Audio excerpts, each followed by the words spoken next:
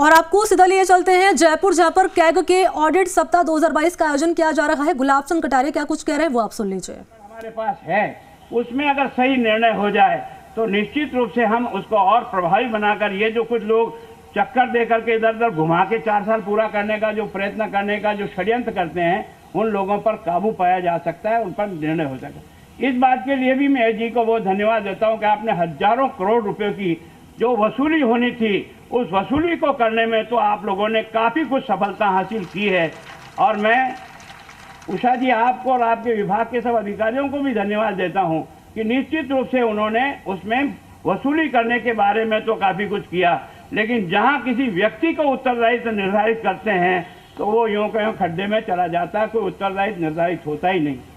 उसमें कई बार तो हमें लगता है कि प्रमुख शासन सचिव एक विभाग का वो उसमें उत्तरदायित्व है। सब प्रकार ये ड्रैगन फ्रूट की खेती करके हर एकड़ में हर साल 12 लाख तक कमा लेते हैं। आपको भी करना है तो फ्रीडम ऐप को अभी डाउनलोड कीजिए। से प्रमाणित है और हमारी कमेटी ने भी रिकमेंड कर दिया, उसके बाद भी वो साइड से कहीं निकल करके और निकल जाता है, तो मैं सोचता हूँ हमारा सब प्रयत्न बेकार है। पहले तो इतने बड़े व्यक्ति को, और एक जो अभ्यास बना है कि हम सब सजा देते हैं तो किसको देते हैं, छोटे मोटे बाबू को पकड़ लेते हैं, छोटे मोटे अधिकारियों को पकड़ करके हमको भी खुश कर देते हैं। हमने इसको 16 का नोटिस दे दिया, इसको 17 का दे दिया, वो दे ही दिया है, वो फाइल में खत्म हो जाएगा। हमारा एग्जीबिशन खत्म हुआ और वो 16 का नोटिस कहाँ जाके पड़ा, उसका क्या परिणाम निकला, किसी ने भी दोबारा देखना है। मैं चाहूँगा उषा जी आप कोई तो भी एक टीम अलग से बनाएं जो इस प्रकार के 16 और 17 की कार्रवाई जो हमारी कमेटी रिकमेंड करती है उसको फॉलोअप करने के लिए कोई न कोई अधिकारी की टीम लगी रहे कि वास्तव में ये 16 और 17 की कार्रवाई किस प्रकार से हो रही है। तब तो हम निश्चित रूप से सरकारी धन को अपव्यय होने से रोक सकेंगे।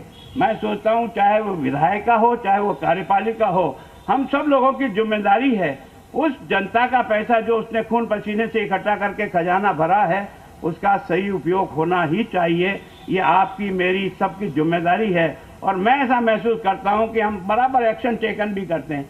यानी राजस्थान सौभाग्यशाली है, पब्लिक अकाउंट्स कमेटी की दृष्टि से हमने 18-19 तक के सब पैरा निपटा दिए। आज की तारीख में हम लेटेस्ट पैरा डिस्कस कर रहे हैं 19-20 और 20-21 का।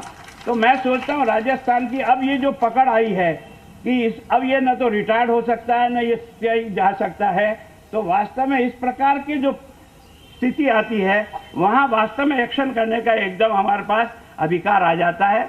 मैं सोचता हूं कि मैं सुब्रमण्यम जी आपको और आपकी टीम को धन्यवाद देता हूं।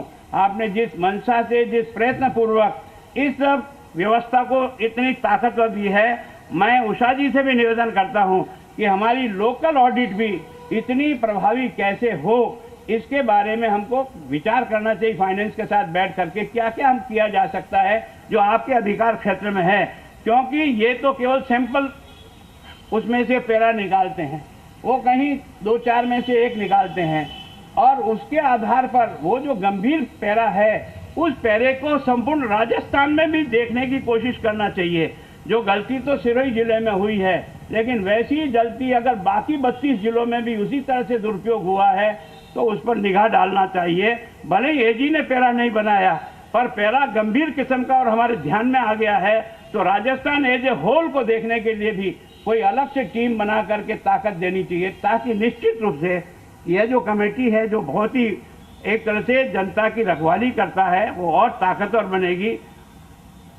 मैं एक बार आपका, आपके सारे स्टाफ का बहुत बहुत आभार ज्ञापित करता हूं और मैं उषा जी से महिम से भी प्रार्थना करता हूं कि हमारे द्वारा जो भी रिकमेंडेशन आती है उस रिकमेंडेशन पे जितनी जल्दी से जल्दी उसकी यस और नो जो होना है, तो अगर हमने कोई गलत किया तो छोड़ी कोई बात नहीं, लेकिन अगर सही है तो उस पर तुरंत एक्शन हो, ताकि आदमी को एहसास रहे कि भले ही राज्यपाल के यहाँ फाइल गई है, बच के निकलने का कोई गुंजाइश नहीं है, तब हम वास्तव में सार्थक प्रयोग कर सकेंगे।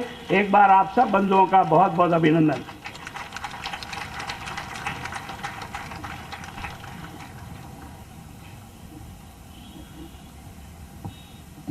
धन्यवाद महोदय। अब मैं आग्रह करूंगी माननीय राज्यपाल महोदय श्री कलराज मिश्र जी से कि वे संबोधन हेतु पधारें।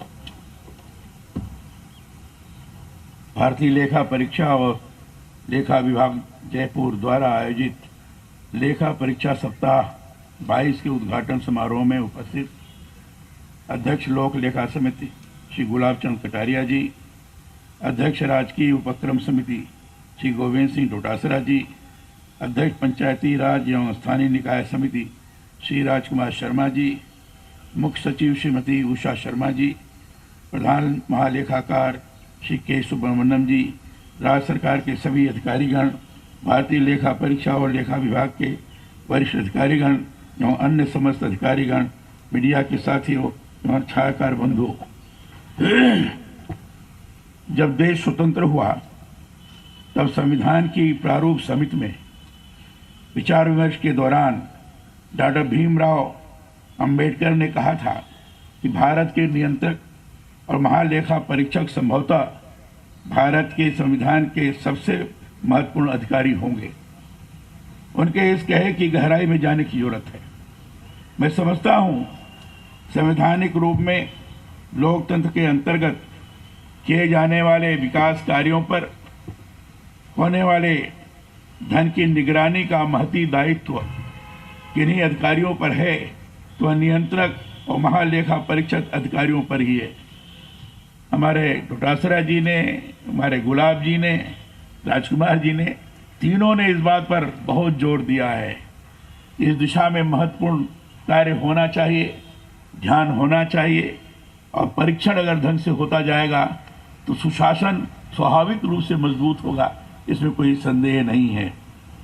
संविधान के अनुच्छेद 148 से 151 के द्वारा प्रदत्त शक्तियों के अधीन लेखा परीक्षण और लेखाकरण के माध्यम से विधानमंडल सामान्य नागरिकों और कार्यपालिका को यह आश्वासन प्रदान करता है कि सार्वजनिक धन का प्रभावपूर्ण एवं कुशलता से संग्रहण एवं उपयोग किया जा रहा है।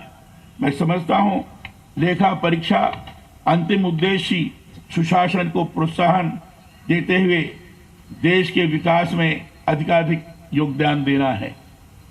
मेरा यह भी मानना है कि शांतिमय सुदृढ़ समाज की नींव के लिए अर्थव्यवस्था और सर्वांगीण विकास की सार्वजनिक नीतियों के साथ ही हर स्तर पर अंकेक्षण की पारदर्शिता की नीतियां होनी भी जरूरी है।